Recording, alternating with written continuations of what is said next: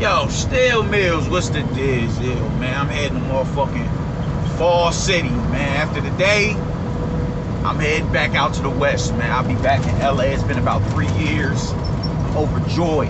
I can't fucking wait. But peep game, man. We got to talk, man. We got to talk. We got to talk, man.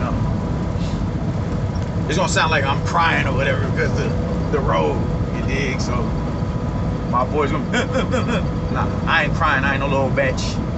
But yeah, peep game, man, we gotta talk. Why is it that these conspiracy theories, bro, this shit is getting crazy. Why is it every time a PBC fighter wins a fight in dominant fashion, it's a fixed fight? It's a fixed fight. If it's a fight against your, like, he who knows his sports, right? After Canelo beat Billy Joe Saunders, leading up to that fight, he told Saunders, I'm gonna stop you in this round. Between this round and this round. Eddie Reynoso, he's gonna stop him between the 8th and the 10th. So when he goes out there, and he's pretty accurate with his estimation as to when the timetable as to when he was stopping. Here comes all the conspiratorial videos. Oh man, the fight was fixed and yada yada yada. It's like, yo, like, no. Nobody is willingly going into a fight to get their fucking orbital bone broke, stupid nigga. Some people just do not need to be talking about boxing, dog. They just don't. Bud is a fighter that's somewhat hated because he's an imminent threat to Errol Spence. Errol Spence, as far as the welterweight division goes, Errol Spence is the front runner of that division as far as stature. He's the more familiar face in that division. So naturally, if you don't necessarily, you know, boxing ain't what it was in the 80s and in the 90s, let alone the 70s. Boxing isn't a high-profile sport like these other sports are. Even MMA is starting to really become not even becoming MMA has come into prominence, and to a certain degree is starting to supersede boxing. You can argue that. You can argue that. So, you know, it doesn't, you know, combat sports don't get, you know, it's not broadcasted on ESPN like that, as far as like how basketball and football is. Any given day, you can turn on ESPN and see soccer, football, basketball, baseball on there. You're not going to see boxing and MMA on there. But even then, MMA's popularity is starting to skyrocket, supersede boxing. So the little bit of exposure that people get to boxing, Errol Spence. Errol Spence is, you know, he's in the hottest division of the sport. And he's the name that's bubbling in the sport. He's the only face. He's one of the few faces that's actually fighting on pay-per-view. Consistently.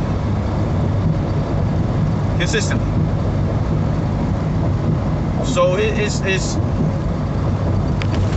a lot of these niggas are, you know, they're Spence man fans and they're Bud haters. They're Bud haters.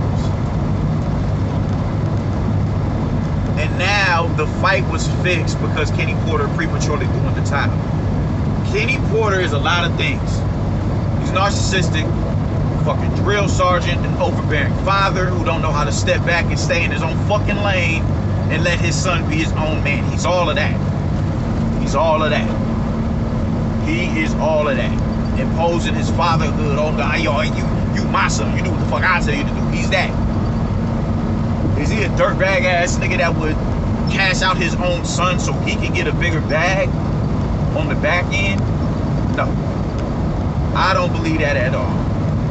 But the thing is, you know, you can't help but be suspicious, and you have to acknowledge some of the conspiracy theory. A conspiracy theory is nothing but, it's a term that's used to throw you off of the scent of the truth. So even with these conspiracy theories, there's an element of truth in them. Sometimes the truth, you can put up these barriers of truth to protect the bullshit and paint a certain narrative in a certain picture. And it could be wrong as two left feet, but you have to go through, you have to really know what it is that you're talking about to expose the truth for being a facade. And sometimes the truth you have to sift through the bullshit to get to the truth. So conspiracy theories, there's truth in them, but sometimes they just, sometimes the conspiracy theory will prove to be true, sometimes it'll prove to be bullshit. But there is truth in conspiracy theories all around. And with Kenny Porter is saying, yeah, I plan on stopping the fight. I plan on stopping the fight before the fight had even happened. You can look to that. You can most definitely look to that as a reason to say that, yeah, I'm suspicious about this win. You can. I don't think it's true. I don't think it's true whatsoever. I personally don't. I'm getting from what how I feel about it is Kenny Porter and his son wasn't performing to the to the standard of which he wanted him to perform to. So he threw the towel in. He prematurely threw the towel in. My kid was getting hurt. My son was getting hurt. My child was getting hurt. So he threw the towel in, and you're not performing the way I want you to perform. Kenny Porter robbed him of making history. Now, personally, at that particular point in time, I think a stoppage was a high possibility for Bud. It was a high possibility for him. But I don't think he most definitely could have got out of the round. He could have survived to the 12th. He could have survived to the 11th. It'd been stopped later on down the line. It could have happened. It most definitely could have happened. But but the way Bud was on him, it did spell disastrous for Sean Porter. But the thing is, in that particular moment, he wasn't ready to go, and that's my biggest issue with this. He wasn't ready to go at that point in time. So do I think Kenny Porter got a bag to throw his son under the bus? No. Do I think Kenny Porter betted against his child losing and went to cash out and jeopardize his son's legacy? No, I don't think he's a dirtbag like that. I don't think he's a whole ass nigga like that. I don't think that. I don't think he would do that shit to his son's legacy. I don't think he would do that. I do think he'd be the overbearing parent to step in because he's not performing to his standard. I do think that. So you can't. I understand where the theories are coming from. I really do, but I think it's bullshit. I think it's bullshit. So now I'm also seeing people say that based on that fight, Earl Spence breaks Terrence Crawford, and I'm like, how? How? What did you get? What data did you gather from that fight that would give you the confidence that Spence would be able to do that? Triangle theory, you can't hang your hat definitively on a triangle theory. But there's truth to triangle theories, just like there's truth to conspiracy theories. You can use a common opponent as a litmus test and kind of analyze how the two opponents would fare against the other two from that one common opponent. You look at Sean Porter versus Earl Spence. Sean Porter dictated the pace the entire fight. Sean Porter stayed in his chest the entire fight, gave him no breathing room, neutralized Earl Spence's jab, and forced him to fight in the manner of which Porter wanted him to fight. That is not how that's not how Earl Spence likes to fight. Earl Spence does not like to stay in the pocket and bang. He likes to operate around about mid-distance and work behind his straight punches. The 1 and the 2. Really establish the jab and start to open you up for the 2 off of the jab. That's how Earl Spence likes to operate.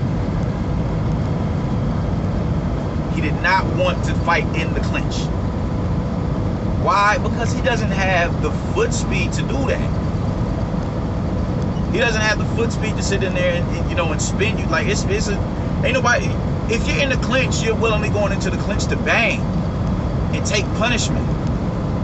want to have some sort of advantage over your opponent if you go into that scenario. So if you enter the clinch, you want to be able to, you want to be able to roll up under shots and slip shots at point blank range and get around the punches. Then get off of the line and get to the side of your opponent. That's all you can work.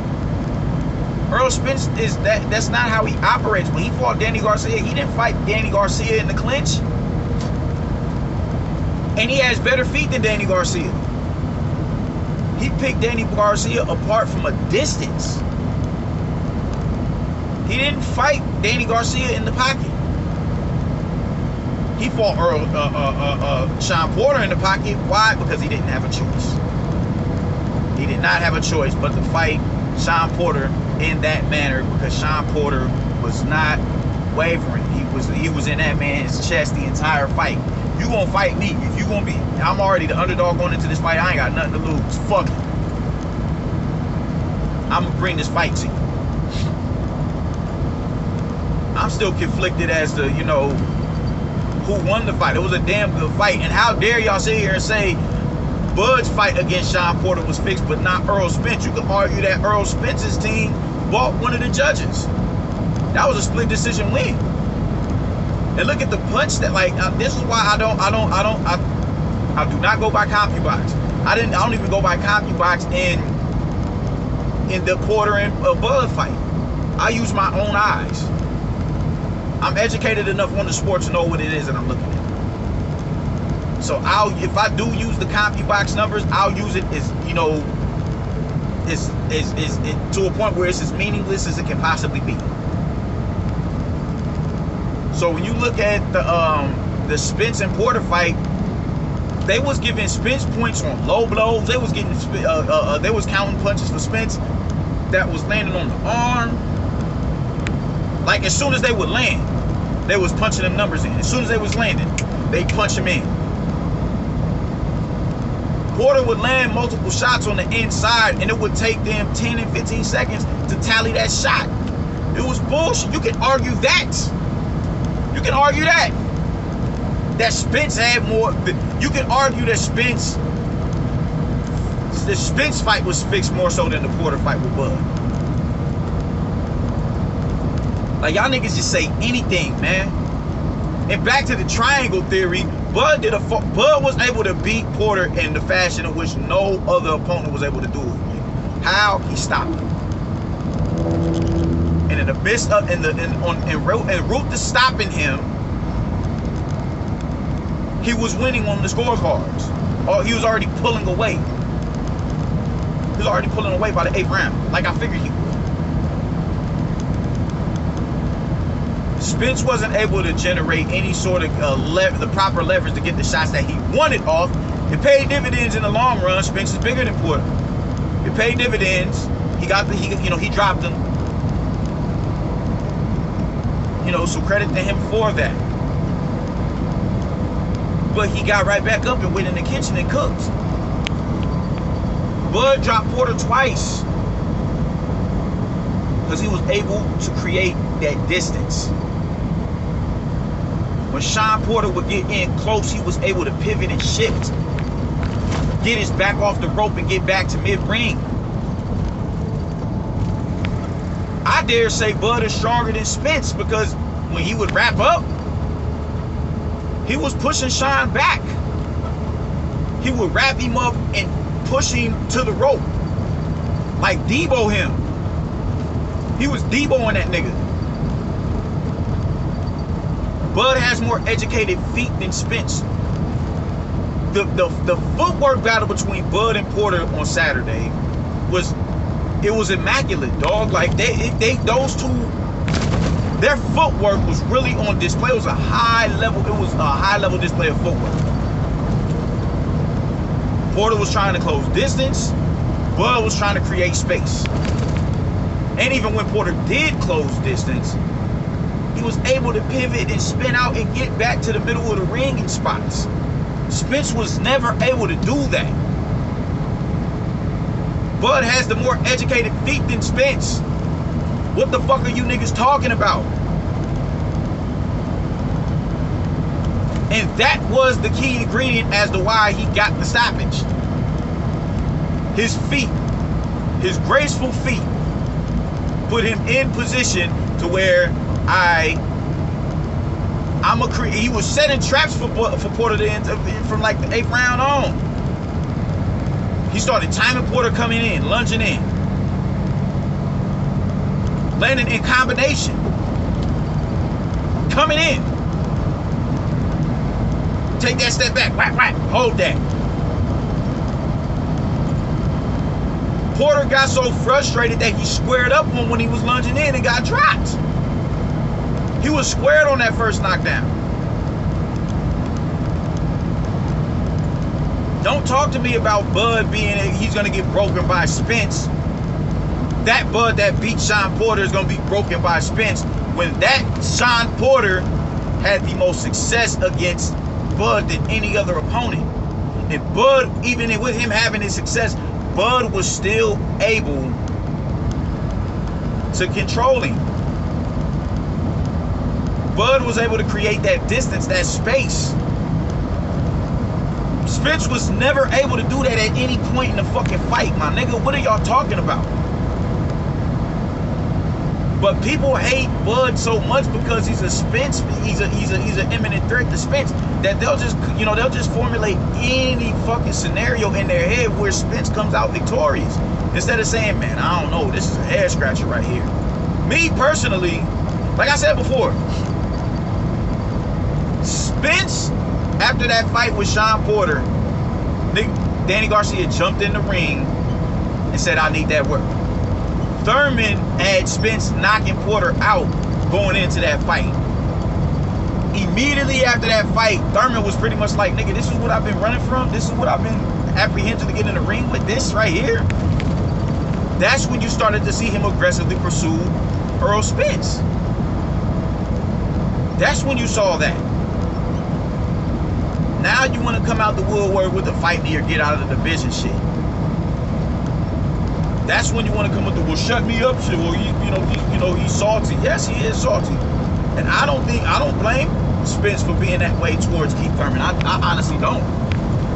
Thurman was on some sucker shit. But I've always been of the mindset that Thurman would have beat Spence. Because of his feet. Because of his feet, he can fight you. He can fight you anywhere. He can fight you at range. He can set traps for you and fight off the back foot and use his lateral movement to keep you off balance. He can fight him there.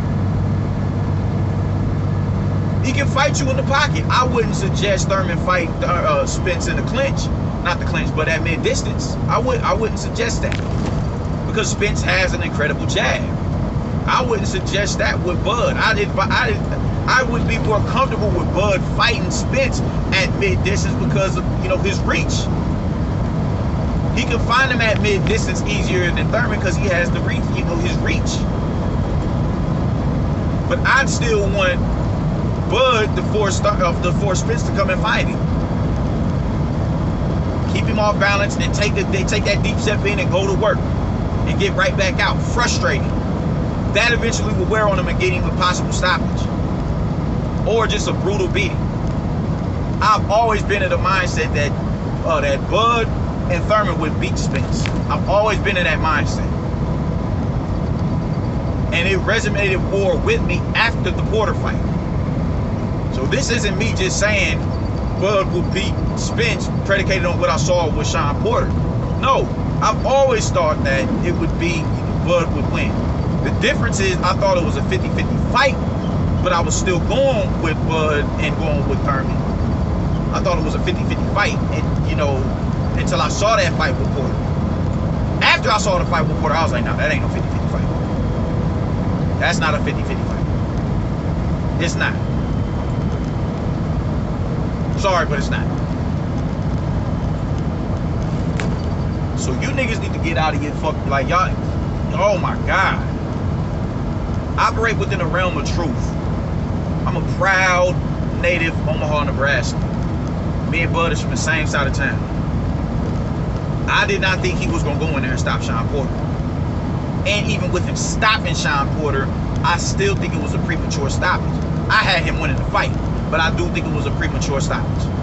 It's a realm of reality that I exist in, and I make sure that I exist in, and I try to stay as objective as I possibly can. I do. You Spence fans are not operating within a realm of reality.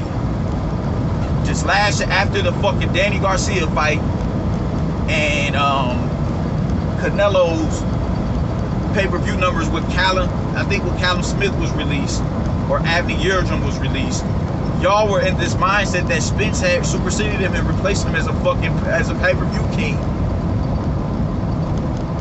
And just completely disregarded the fact that his fight was being shared between pay-per-view and the DAZN app. You could have spent $20 and got a subscription for a month to the app. That takes away from the pay-per-view, you dumbass niggas. God damn.